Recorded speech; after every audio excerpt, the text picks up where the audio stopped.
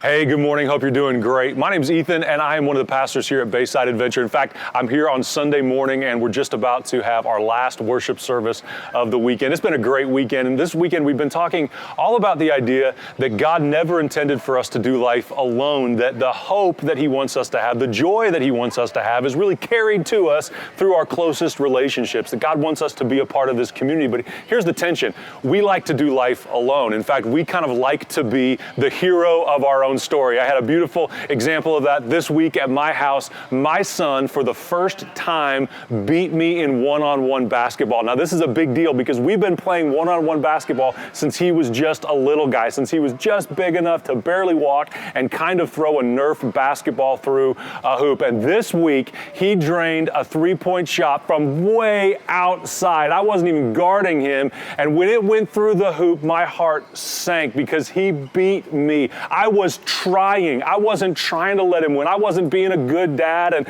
giving him a free pass. He beat me. I fell down on the court. He ran inside with his hands over his head. And I think there's something in us that likes that. We like the one-on-one victory because we get the credit, right? When things go right, we get to be the hero. In fact, I went back inside and he said, "Hey, Dad, since I beat you in basketball, will you scoop ice cream for me?" And he was using this all day long to just remind me every chance he could that he beat me and he was the hero. But here's the tension when it comes to following Jesus, is that as natural as that is to want to be our own hero, that's not where God's best really is. It feels good, but it's not really the deepest, most sincere, most God-honoring thing for our lives. That is connected to community because there are things that God carries to our life, not through our one-on-one victories, but through the places where our relationships are most deeply connected. In fact, there's two places that God tells us to go when we need help. Not to ourselves. That's not one of the places. He says, first go to me. In Matthew 11, Jesus says, "Come to me, all you who are weary, and I will give you rest." But Galatians 6:2 also tells us to go to each other. He says, share one another's burdens. And in this way, when we share each other's burdens, when we're there for each other, we fulfill the law of Christ.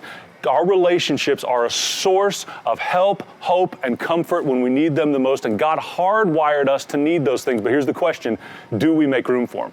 Or do we kind of go to our natural default, which is one-on-one victories, being the hero of our own story? Or do we make room for God to work in us through those relationships? So I think here's the kind of the challenge for today. My encouraging thought for you is this. There are things you're going to carry in life that are just too big for you to do alone. And when you try, it's going to get heavy. You're going to be a little cynical, maybe a little burnt out, a little stressed out, and a little hard to be around, maybe a little grumpy. And those are the times where we go, you know what?